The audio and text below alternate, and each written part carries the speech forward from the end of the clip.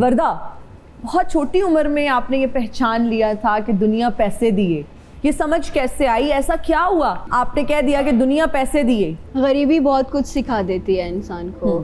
I do remember माशाल्लाह, हम लोग वो कहते हैं ना, एक मिसाल बनी है कि सोने का चम्मच लेके पैदा हुआ। हम सारे बहन भाई ऐसे पैदा हुए थे। फिर कुछ इस तरह का टाइम आया कि बहुत ज़्यादा क्रैशेस हुए। अच्छा। बहुत ही ज़्यादा हुए कि एकदम ज़ीरो से स्टार्ट करना पड़ा पापा को, मम्मा को। और फिर उस टाइम जब मैंने अपने रिलेटिव्स को देखा या अपने आसपास लोगों को देखा, फिर समझ में आ गई कि जिसके पास पैसा है ना, सलाम उसी को है। और आई डू बिलीव पैसे होना बहुत ज़रूरी हैं। अगर आपने ज़िंदगी में खुश रहना है, आपको ज़िंदगी में सारे रिश्तेदार चाहिए, आपको अपने रिश्ते चाहिए, तो आप इतना स्ट्रॉन्ग बनाओ कि जब कोई आए ना, उसको खाली हाथ मत भेजना। जिसको खाली हाथ भेज दिया ना, आपसे बुरा इंसान ही कोई नहीं है। तो ये 13-14 साल की उम्र में ही मैं सीख गई थी। ये चॉइस साहब, आप इस पर रोशनी डालें, कितना ज़रूरी है पैसा? डू यू थिंक कि रिश्तेदार भी उसी के हैं, रिश्ते भी उसी के हैं जिसके पास पैसा है? एक्सेसरीज और नेसेसिटीज़ दोनों डिफरेंट चीज़ें हैं। ओके। नेसेसिटीज़ के लिए तो आपको डेफिनेटली इतना चाहिए होता है, मगर हमारी सोसाइटी में कुछ ऐसे लोग भी हुए हैं, अब्दुल सत्तार ईदी साहब जैसे, जिनके पास कुछ भी नहीं था मगर उनको फेम भी मिला, और फैमिली अगर उनकी अपनी नहीं थी तो पूरा पाकिस्तान उनकी फैमिली बन गया। वो रूथ जो थी वो फोत हो गई हैं, जिन्होंने बड़ा काम किया हुआ है। तो बट पैसा मैटर करता है, मैटर करता है, बहुत मैटर ये तो करता है। हकीकत है। हकीकत है कि पैसे को सलाम है। नहीं, सलाम पैसे को नहीं है, बट पैसा जीने के लिए मैटर करता है, लाइफस्टाइल के लिए, मेंटेन रखने के लिए, आगे बच्चों के फ्यूचर के लिए, आपकी अपनी जिंदगी के लिए, हेल्थ की अच्छी। मेरे पास उस टाइम पैसा होता ना तो आज मैं सिंगल ना बैठी होती। तो अब तो लड़के बहुत तो होंगे, अब तो लंबी, वो कह रही थी ना, लंबी लाइन है, रश ना डालो। तो अब मेरे पास टाइम नहीं है ना। ओए होए होए, क्या बात है यार, तालियां। किस तरह की शादी करोगी? क्या बड़ी कोई फ्लैशी और गॉडी किस्म की शादी होगी जहाँ फेक यूरोज और डॉलर्स उड़ाए जा रहे होंगे, या नहीं बस ऐलान कर दोगी कि शादी हो चुकी है, हैप्पीली मैरिड? ये जो पैसे उड़ाने वाला सिस्टम है ना, ये उड़ाने से बेहतर है अपनी जेब में रखो, एक अच्छा सा हनीमून मारो, ठीक है। दूसरी चीज ये है, समझदार अप्रोच। हाँ, सही बात है भाई। हाँ। वो उन्हीं पैसों से आप अपना गोल्ड बना लो, अपना कोई घर का सामान बना लो, आप किसी की हेल्प कर दो, ठीक है। आप अच्छा सा हनीमून पैकेज लेकर अपने मियाँ के साथ जाकर। हनीमून डेस्टिनेशन है कोई माइंड में कि यहाँ जाना है? उनके साथ तो 1 महीने का हनीमून तो लाजम है ना। तो उनके साथ अभी उन आए नहीं है, लेकिन उनके साथ सोचा हुआ है। तो ले रही हूँ ना। बट कहाँ जाने का इरादा है? यार काफ़ी कंट्रीज को मार्क किया हुआ है, काफ़ी कंट्रीज हैं जहाँ पे जाने का। टॉप 3 कौन सी हैं? पेरिस। ओके। फिर उसके बाद मेरा प्लान है कि उनके साथ मैंने यूरोप कंट्रीज में भी निकलना है।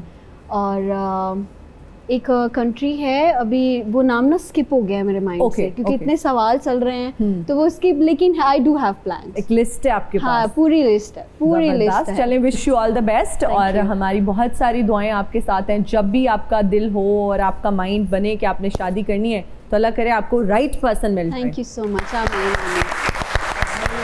आप से ये मत पूछो, पलवानों पे क्या गुजरी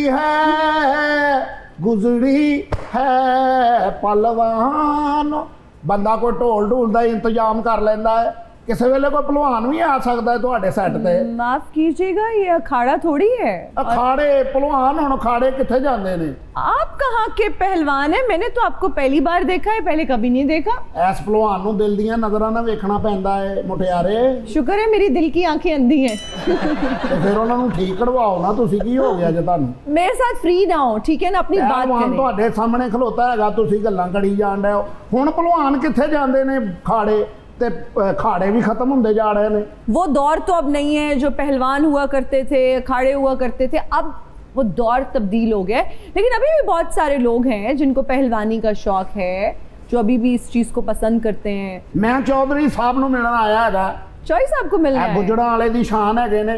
अरे वाह। तुसीं ताजड़ां लई आवाज़ चुकदे हो, किसानां लई आवाज़ चुकदे हो, भलवान ਤੁਹਾਡੇ ਜੇਬ ਚੋਂ ਹੀ ਨਿਕਲ ਜਾਂਦੇ ਨੇ। नहीं कितने ਤੁਹਾਨੂੰ पता नहीं ਤੁਹਾਡਾ खाड़ा ਜਿਹੜਾ ਉਹ रिहैब हो रहा है।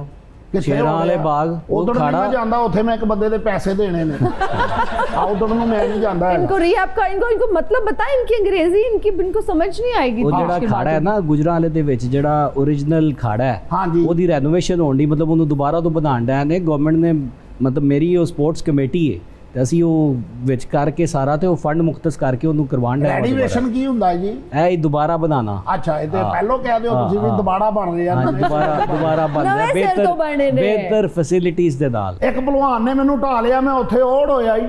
ਮੈਂ ਕਿਹਾ ਯਤੀਮਾਂ ਨੂੰ ਢਾ ਕੇ ਕੀ ਲੈਣਾ ਜੇ ਸਾਡੇ ਕੋਲ, ਤੁਸੀਂ ਸਮਝੇ ਨਹੀਂ ਗੱਲ ਨੂੰ। नहीं मैं तो आप पे तरस खा सकती हूँ, मैं क्या समझूं। ਮੈਂ ਚੌਧਰੀ ਸਾਹਿਬ ਦੇ ਕੋਲ ਗੁਜਰਨ ਵਾਲੇ ਨਹੀਂ ਬਹਿ ਸਕਦਾ। क्यों? ਭਾਈ ਡਰ ਲੱਗਦਾ ਇਹ ਨਾ ਹੋਵੇ ਇਹਨਾਂ ਨੂੰ ਚੁੱਕ ਕੇ ਲੈ ਜਾਣ, ਨਾਲ ਮੈਨੂੰ ਵੀ ਲੈ ਜਾਣ। ਨਹੀਂ ਇਹ ਸਾਡੇ ਉਹ ਪਹਿਲਵਾਨ ਨੇ ਜਿਹੜੇ ਜਿਨ੍ਹਾਂ ਨਾਲ ਲੜਦੇ ਨੇ ਤੇ ਹਵਾ ਨਾਲ ਲੜਦੇ ਨੇ। ਬਿਲਕੁਲ। ਮੇਰਾ ਨਾਂ ਹੋਗਣ ਭੋਲਾ ਭਾਲਾ ਹੈ। आपका शक्ल के मुताबिक नाम होना ਕੀ चाहिए। ਦੱਸੋ ਹਾਂ। होगन खान टाइप आपका नाम होना ਇਹ ਹੁਣ चाहिए था। ਮਟਿਆੜੇ ਤੂੰ ਪਰਸਨਲ ਹੋ ਰਹੀ ਹੈ, ਆਪਣੇ ਵਾਲੀ ਤੂੰ ਚਿੜ ਜਾਨੀ ਹੈ, ਫਿਰ ਕਹਿੰਦੀ ਹੈ ਸਾਡੀ ਫੈਮਿਲੀ ਵੀ ਸ਼ੋਅ ਵੇਖਦੀ ਹੈ।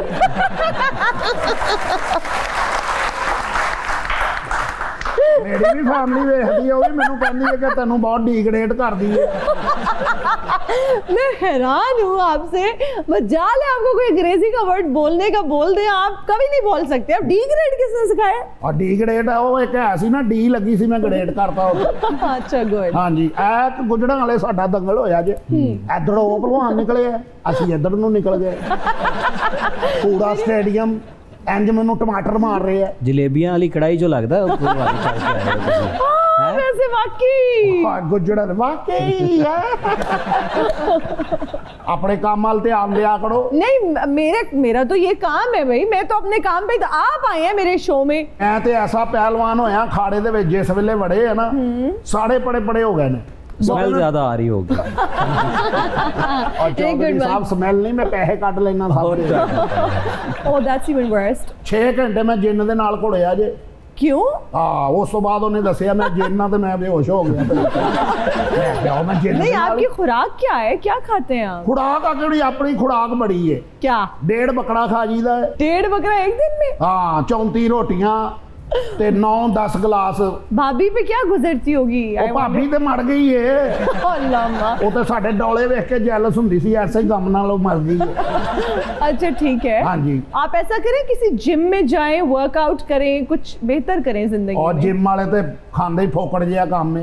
ये वो ट्रेनर है trainer हमारे है। पास। हाँ। कौन? ये ट्रेनर है। ਤੁਸੀਂ ट्रेनर हो, हाँ जी। लेकिन ਇਹ देसी ਜਿਹੜੀ ਕੁਸ਼ਤੀ ਇਹਦਾ ਮਜ਼ਾ ਹੀ ਕੁਛ ਹੋਰ। हाँ वो 1 पैक नजर आ रहा है। हाँ। ਕੁੜੀ ਦਾ ਕਿੱਥੇ ਕਿੱਥੇ ਧਿਆਨ ਜਾਂਦਾ ਹੈ।